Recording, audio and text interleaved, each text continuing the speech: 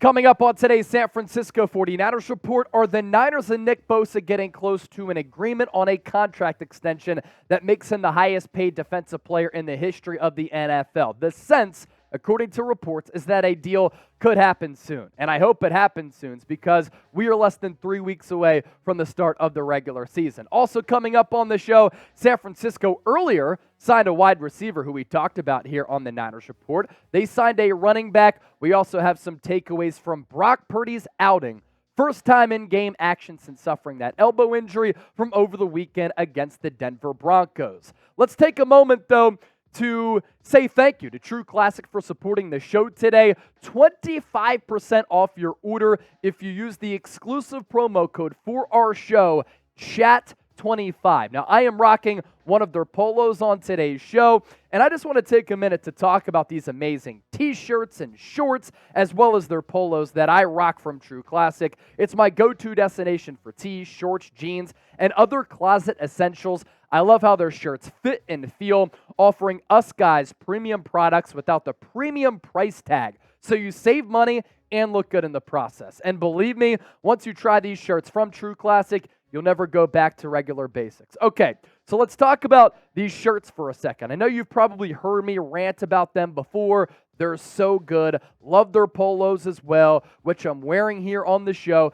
The 49ers jerseys, some of the cleanest in the National Football League. If you want to look clean with your wardrobe, hop on board the True Classic Momentous train. They're soft material, high-quality material, cut to highlight your arms and chest while hiding your gut, because we all know, especially y'all, with me drinking on some of these watch parties because we make it the liveliest party outside of being at the actual game, that, yeah, we have a few beers and we don't want the shirt to show off our gut. So if you're ready to make the easiest summer upgrade, shop now. TrueClassic.com. Save 20% off with the code TrueClassic.com/chat25.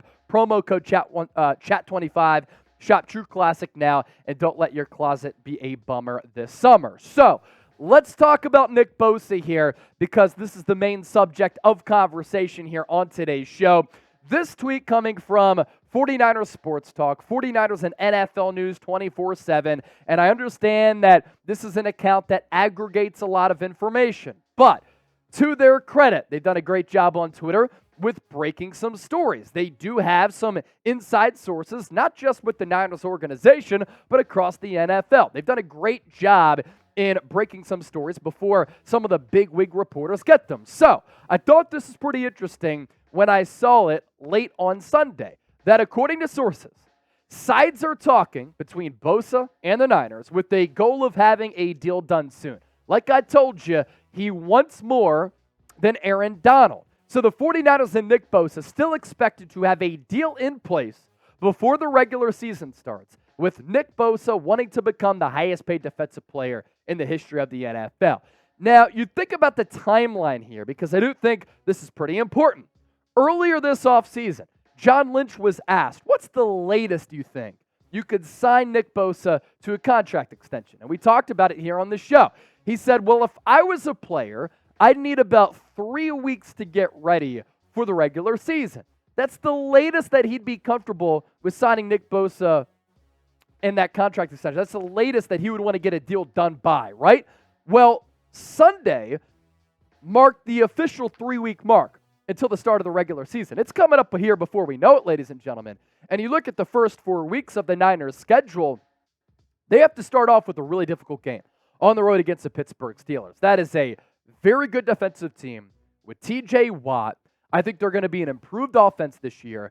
You know that Mike Tomlin, as he always does, will have his team ready to play against a formidable opponent that is ready to compete for a Super Bowl in San Francisco. So he's going to be ready. They're going to be well coached. They're going to be prepared, and they're playing at home. So I believe that San Francisco needs Nick Bosa for that game. Week 2, it's a difficult game against the Los Angeles Rams. They might be a bad team this year, but it's a divisional opponent.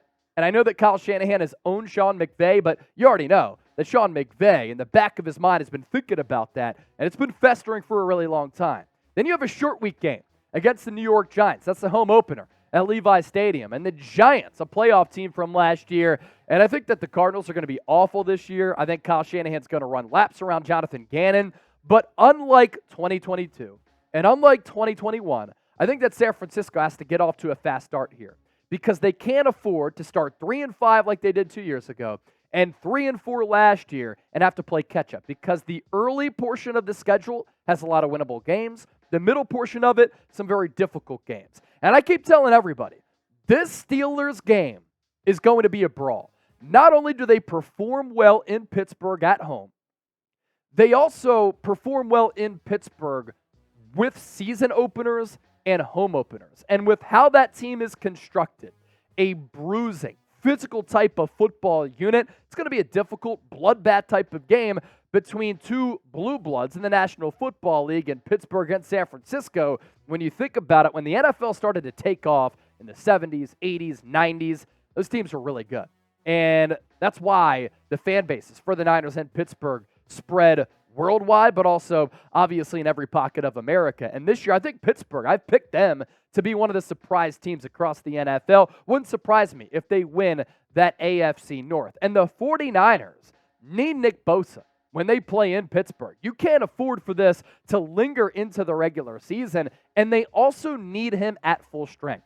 The biggest concern for me with this Nick Bosa contract situation, I do think it gets done before week 1 because I think San Francisco understands how vital he is to not just the defensive success, the overall team success. But my big concern, if Bosa gets hurt because he's not in football shape, because this contract situation took so long to get done, that could derail your season if he's out for a few weeks, a month, maybe even more, because he has a soft tissue injury that keeps him out of the lineup, and that defense, which was number 1 in the National Football League last year, is nowhere close to being the same defensive unit with Nick Bosa as compared to without Nick Bosa. Now, you look at the recent Niner contract extensions when they've inked some of their homegrown talents to some of these deals. We're well past due here.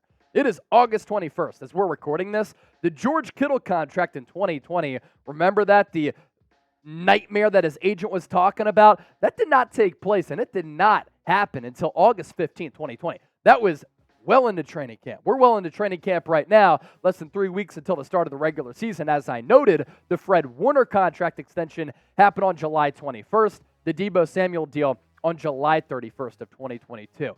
And what that tells me is the 49ers thought that this was going to be done by now. San Francisco did not envision it being this deep into training camp, this deep into the preseason on August 21st with Nick Bosa not being with the team. And what I don't understand is that the Niners went into this offseason. John Lynch said it multiple times. We have Nick Bosa budgeted for. So San Francisco as an organization has set aside all this money for Bosa. So what is the holdup here? And why hasn't he signed yet if you had him budgeted for and you knew, especially after he had 18.5 sacks last year and was named Defensive Player of the Year, that he was going to demand a contract that paid him more than Aaron Donald? Well, one holdup could be this, that Bosa's agent represents him, who's trying to become the highest paid defensive player in the history of football, as well as Joe Burrow, who's looking to become the highest paid overall player in the history of the NFL.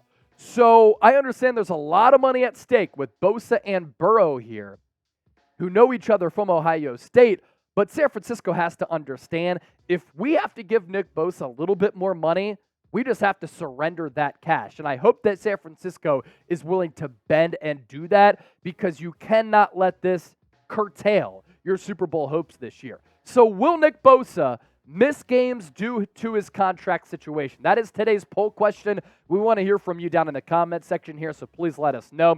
Predict it for us. Give us a Y for yes or an N for no. San Francisco making another roster move earlier today. They signed a wide receiver. Now they signed a running back. We talked about that earlier acquisition on the program here today. I'm not going to give away the name because go back and watch the show. Either way, San Francisco bringing back a Niners legend, Brian Hill. This all comes after Jeremy McNichols suffered a hamstring injury, expected to be out for a couple of weeks. And I thought McNichols did some solid things in the preseason up to this point, but not going to make this 53-man roster, nor is Brian Hill. They just simply need another running back body in camp, as I talked about on Sunday's show. More on him Fifth-round pick out of Wyoming back in 2017. So far up to this point, he has played for the Falcons. That's the team that drafted him in the 5th. The Cincinnati Bengals and San Francisco for a brief period of time a couple of years ago in which he played 3 games. No carries, though. He did finish 3rd in the XFL this past year in rushing yards and was released from his contract in order to pursue his NFL dreams once again. Career stats, 209 carries, 982 yards and 3 touchdowns, and average yards per catch of 4.7 for Hill. A shorter, stockier back who I imagine in the guts of the game against the Chargers on Friday is going to get some run just because you want to conserve and keep those running backs who are going to make the 53-man roster healthy. Before we continue to move forward, still a lot to get to here, an evaluation of Brock Purdy's performance against the Denver Broncos. Make sure you lock us in and subscribe to the show. If you're looking for a year-round daily coverage of San Francisco, hit that subscribe button. We are 634 people away from 84,000 subscribers, so hit that sub button right now if you want daily content and coverage of the Niners. As for Brock Purdy here, I thought he looked really good against Denver, and I was impressed with how he played on that opening drive. And he had a couple of easy throws that he had to make, but I was looking for arm strength. I was looking for confidence. I was looking for no hesitation for him throwing the football, and I saw all of that. Couple of good schemed-up plays on that opening drive to Deebo Samuel. Deebo Samuel, by the way, one of my winners from Saturday night. He looked awesome. Looks to be in great shape. So, couple of scheme plays to Deebo, easy reads, easy throws, couple of layups for Purdy to get the offense going. The touch throw to Jennings was an impressive play because he booted out to his left and across his body, kind of had to layer that throw in there with some touch and precision as well as some anticipation. That was a big league throw to Jennings. The mobility and creativity was there for Purdy. There was that one play in which he shook Alex Singleton out of his cleats and then was able to dive forward for a gain of a couple. And the first-string offense looked really good. Colton McKivitz at right tackle played well. Offensive line was pretty good. Ty Davis-Price continues to be a sieve. Just an absolutely terrible pass protector at that running back spot, and if that continues, he will not see the field. I don't care how good he is as a runner. Has to get better with that pass pro, but the first-string offense as a whole, without George Kittle, without Christian McCaffrey, I thought really flashed, able to put 3 points on the board as they kind of stalled out in the red zone. They will play again, according to Kyle Shanahan. The starters will play on Friday against the Los Angeles Chargers. Let us know what you thought of the show. Make sure you hit that thumbs up icon, like the video. Don't forget to subscribe, get those comments in. And as always, thanks for watching.